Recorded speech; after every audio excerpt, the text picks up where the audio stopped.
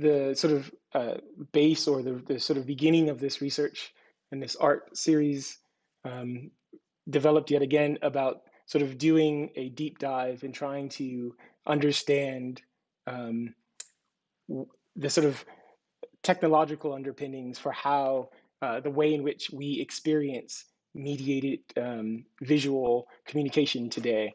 And a large part of this has a historical sort of lens in and around the fact that non-white bodies were not featured or considered in the development in the way in which image-based technologies were developed.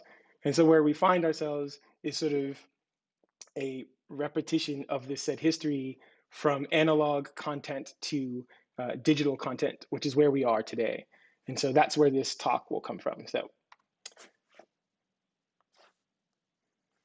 So where I'm going to start really quickly is giving consideration to In the Heat of the Night. I chose this because of the fact that as the literature on the way in which mediated experiences can create culture. And so Sidney Poitier's appearance in The Heat of the Night in 1967 clearly sort of had and has left a marker culturally in terms of the image of Blackness, and how Blackness not only appeared on screen, but appeared powerful on screen, and what that did for a generation of filmmakers, actors, and the overall culture. Aesthetically, there were these sort of technologies or extra efforts, adaptations that were applied to the production of this film in order to assist in the cinematography of this film that features a very Black man. And some of those gimmicks, as again David Batchelor sort of talks about, is that these are additive processes, right? The way in which the Western world deals with Black bodies and with color specifically as it relates to Black bodies is that it's an afterthought, right? How do we adapt the way in which our norms can fit the other, right? And so that's where this idea or this concept of the foreign body comes from. And in The Heat of the Night, really sort of, in some small way, attempts to change that. Haskell Wexler is the cinematographer of this film, and what you will notice in some of these stills that I've presented is the juxtaposition between the Sidney Poitier's appearance, both his wardrobe and the way in which light is being bounced off of either his white colleagues in the film or in the frame onto his face, or the white shirt of his clothing in order to illuminate him. And these are sort of post-production sort of tricks in order to make Blackness appear even to the sort of central focus of this mediated material, which is film, right? Here we are again, and this is sort of a really good example in the way in which, right, Sidney Poitier's wardrobe, his clothing, is really using, they're using his clothing as a means of lighting his face, right? And again, one could argue is that this is an additive process, right? Was this the intent behind this? Where do we find the intent behind this? And are there other means and other ways that would have been better suited beforehand in order to really structurally make a correction to the way in which Black bodies are filmed? So I'm going to jump ahead to Malik Hyacinth Saeed's cinematographic work. This is Belly by Hype Williams in the 90s. And what you see here is what Hype Williams and Malik Saeed attempts to do, and what they do and execute extremely well, in my opinion, is that there's an embracing of those technological limitations. It's like the technology is limited in its ability of capturing what non-white subjects look like. And so if that is indeed the case, if that's what the medium is going to leave us with, then how do we exploit those failures in the technology to create an aesthetic that is so immersed and in exposing those flaws? to the point where it's beautiful. It becomes a hyper aesthetic for a new way of filming and seeing blackness, right? Arguably, this really starts to push into a new space of cinematographic sort of representation. It starts to sort of change. It has cultural impact, right? It really starts to push its way into the way in which not only filmmakers obviously are making films, but culturally, this film sort of really sort of moved people. It really brought Black community, members of the Black community, both scholars and non-scholars, speaking broadly and sort of favorably about the way in which the aesthetic of this film, the impact that it had. Black bodies really felt like the Black bodies that Black people have always experienced, right? And so, again, exposing the technological sort of gaps and holes within the way in which the medium has worked prior to this moment, these two filmmakers really sort of embraced it.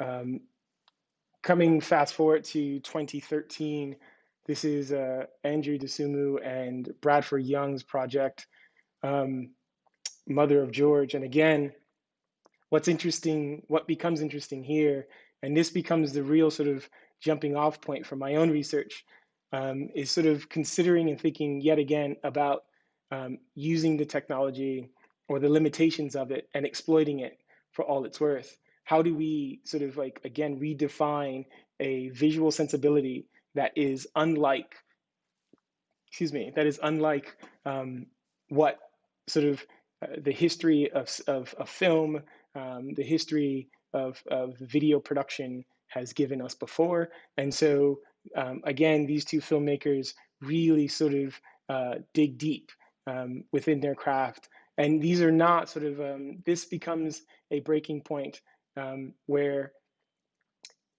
this is no longer necessarily leaning on an additive process.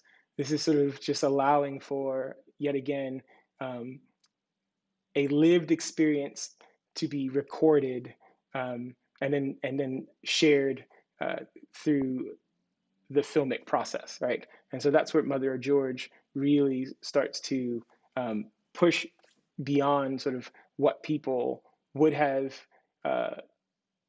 believed cinema could do, and what would have been possibly acceptable in terms of a visual representation for film, right? Black bodies really start to sort of blend in, become larger than life. And the way that I describe it in one of my essays is that they become architectural. Black forms really sort of expand beyond their own borders. In a paper that I've written, an essay associated with this research called Volumetric Black, where Black bodies really do become something new. It's a new aesthetic. I should sort of add something to this, that around the time that Belly was also was made in the early 90s, there were sort of TV camera technologies that were around, and most notably is the LDK 8000, which received a lot of recognition.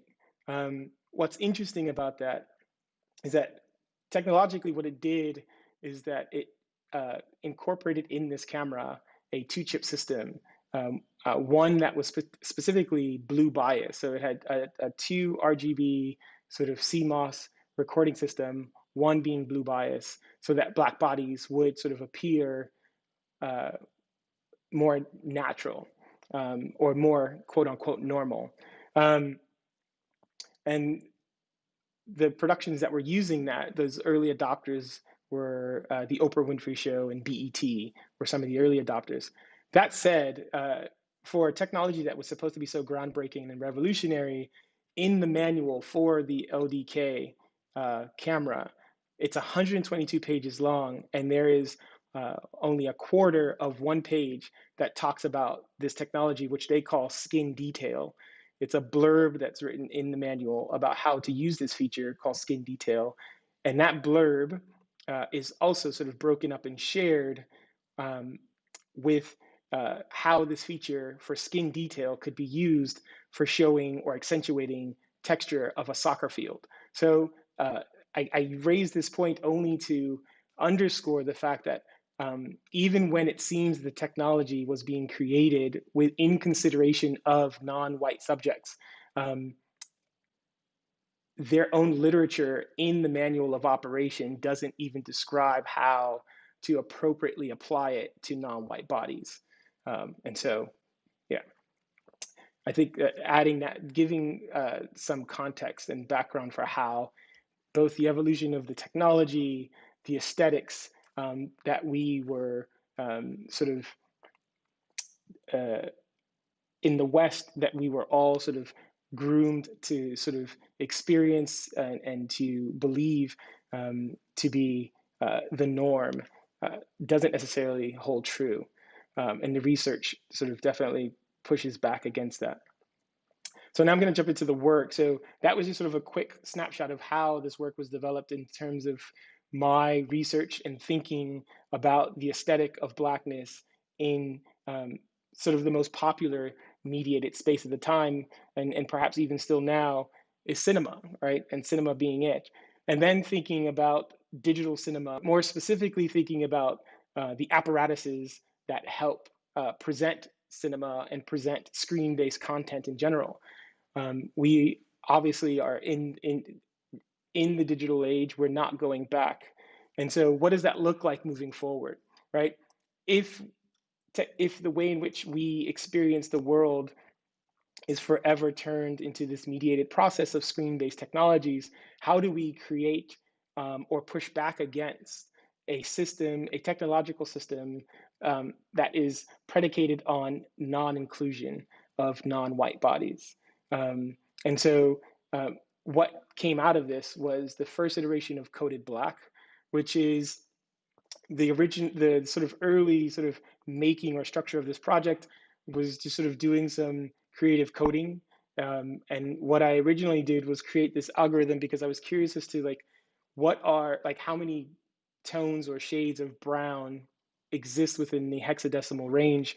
And so what I did was create this sort of quick sketch that gave me or dumped out a series of pixel bits of hexadecimal tones or of brown.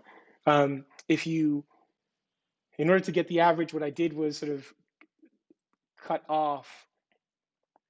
arbitrarily cut off anything that was olive, that visually did not appear representative of black or brown bodies. So there were greens, there are oranges that does not exist. And anyway, when you move beyond this point, when you get to the final sort of selection of what's left, there are 16 of these sort of tones, 17 if you include absolute black, 6 zeros.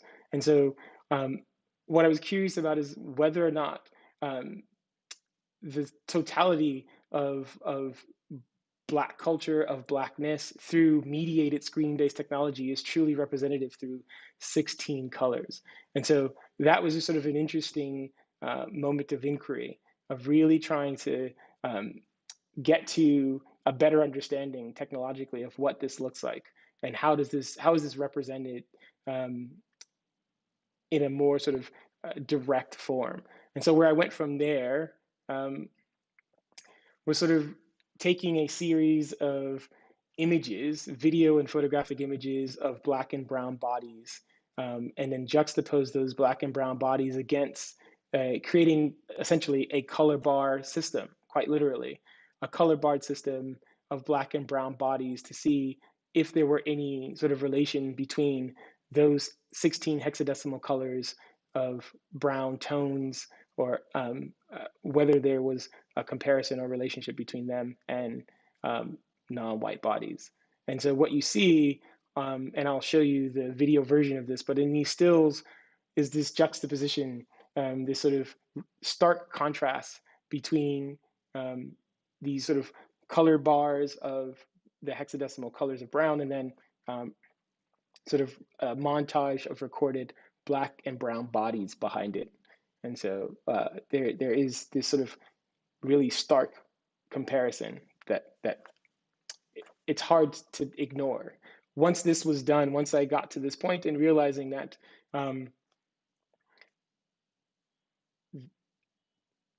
the disconnect was so wide, it really sort of it deserved sort of further research and sort of a pushing of what was actually happening and how to how to make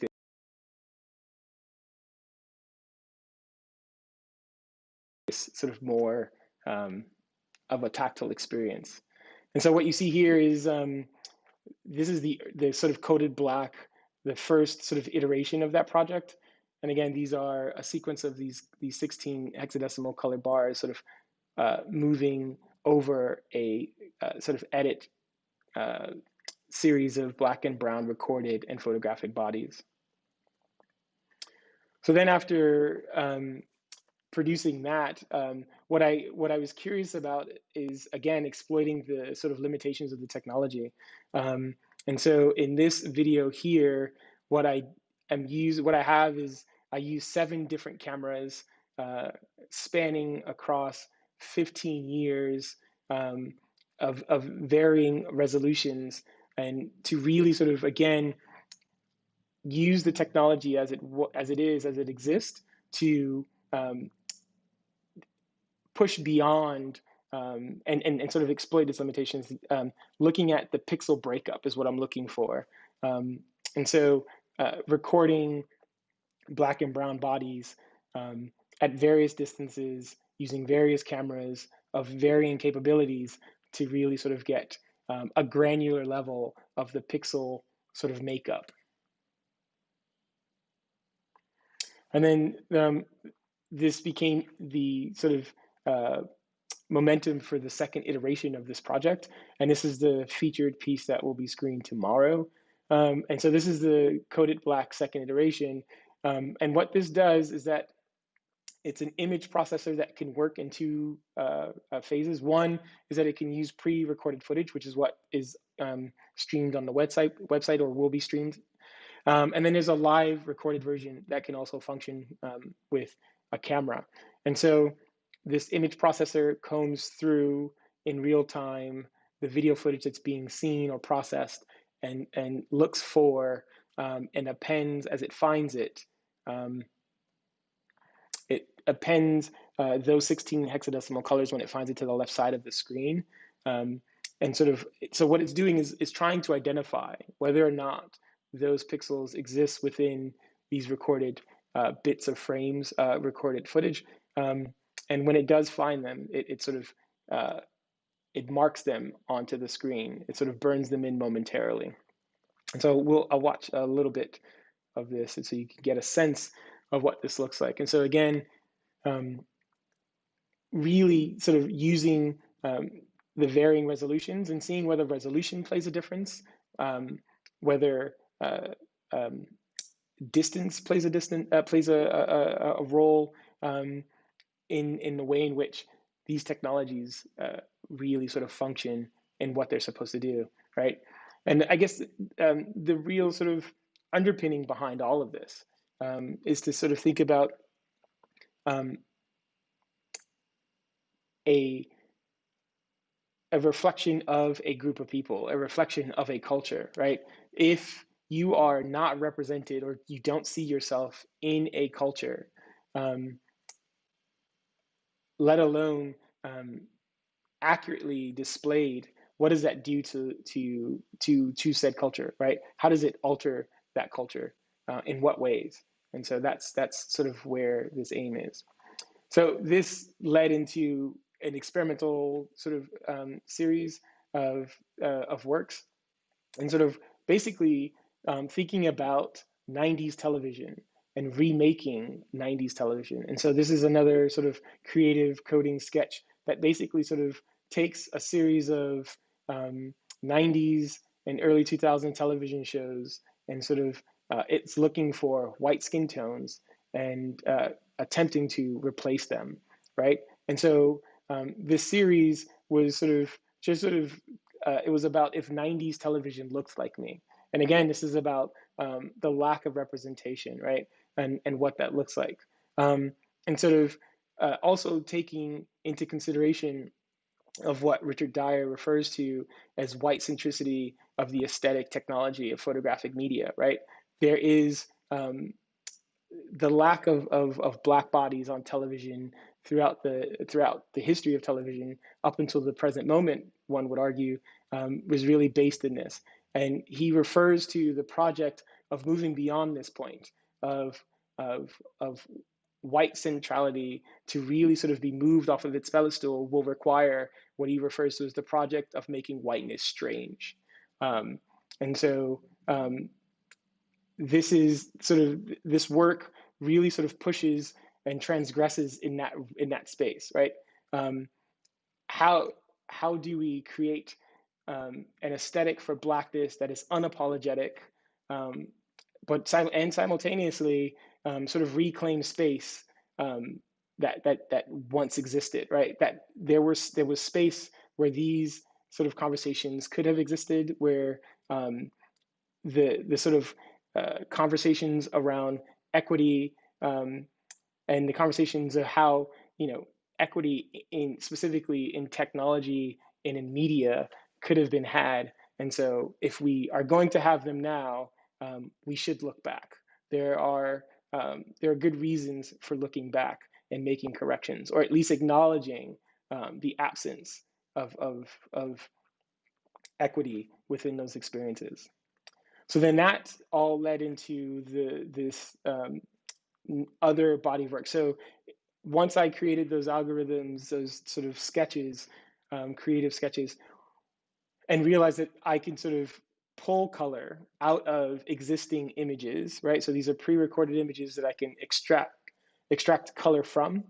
Then it was sort of a question of like, well, if I can produce color um, and remove it from, if I can identify it and remove it from the footage that the work of art already has constructed, then what is it possible to sort of like modify the way in which we sort of see it through the viewing apparatus, right? And so that led to the volumetric black installation, which is a fabricated uh, television set essentially. So it's a hacker constructed interventionist art installation that remakes a television. And what you're looking at here is essentially, excuse me, is a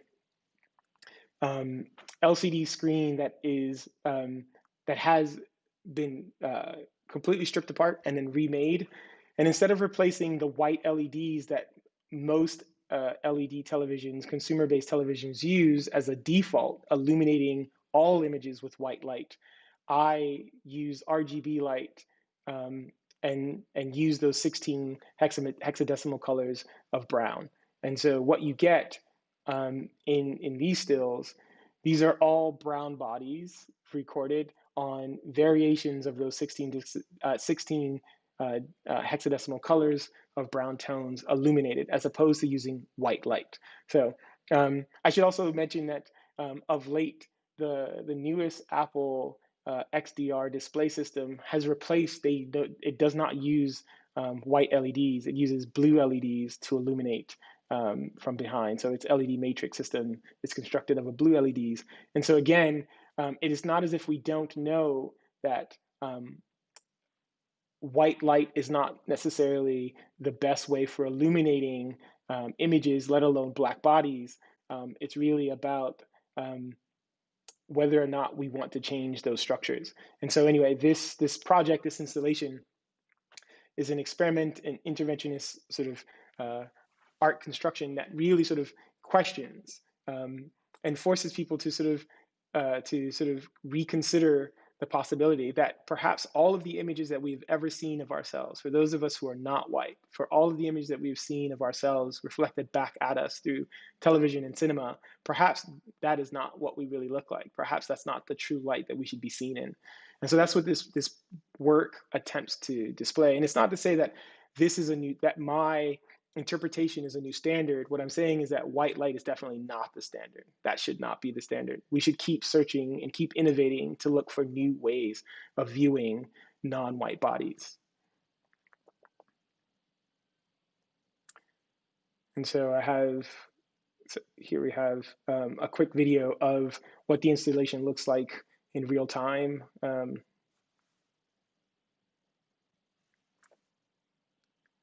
so again, this sort of light system array, so there are 6 fabricated television screens backlit using the RGB LED matrix, and then I'm running code that sort of swaps through those 16 hexadecimal colors variations, and so it illuminates those. And so you can see, you get comparisons between what one variation of a brown RGB light might look like with another. And of course, you can't produce brown light, and that's also the sort of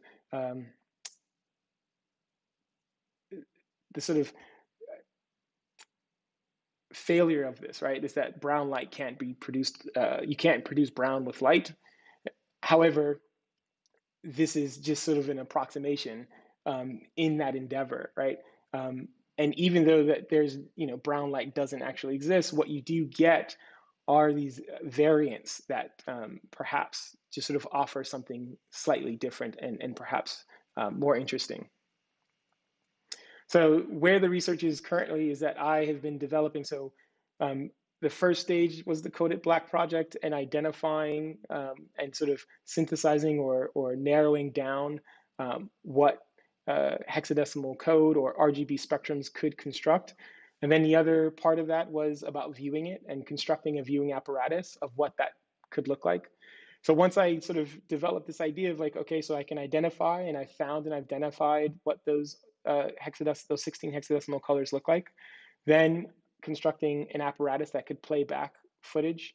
So then I was like, well, is it possible to record this? Is it possible to document black and brown bodies in a way that already, so it's none of this is in post. All of this is in pre-production or in production, right? And so this, I've created the volumetric black lens system. And so this is a series of waveguides that I've been laser cutting and 3D printed frames for creating this new lens system. These are images of what the lens system looks like. These are different iterations that I've been working on. This is the first iteration, so I'm on iteration 3 at the moment.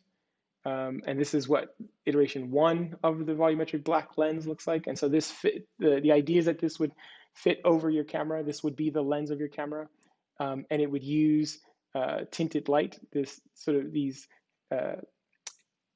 hexadecimal color paths in order to document and record black and brown bodies. And again, this is not about sort of establishing a new standard. This is just sort of like pushing and sort of forcing a conversation, right? The conversation being the way that we've been doing it the right way or the only way for constructing it. This is the second iteration of the volumetric black lens system. And so this lens system uses a blue frame 3D printed material. And so you get a different reaction from it. The colors sort of illuminate slightly differently.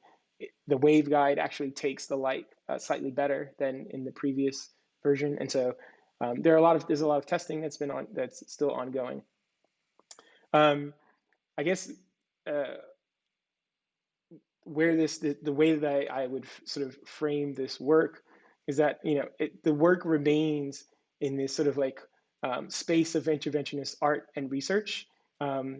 The sort of like output of this, the goal or the output from my dissertation and the sort of continued research is really thinking about how do I create and sort of and sort of find ways of collaborating with marginalized communities of color to participate. And so the goal here with these works is to really sort of create a hacker's guide to sort of everyday people having these tools readily available for sort of repurposing um, the sort of limitations, right? Sort of breaking the limitation, identifying the limitations of the technologies that we use, and finding ways of repurposing those technologies.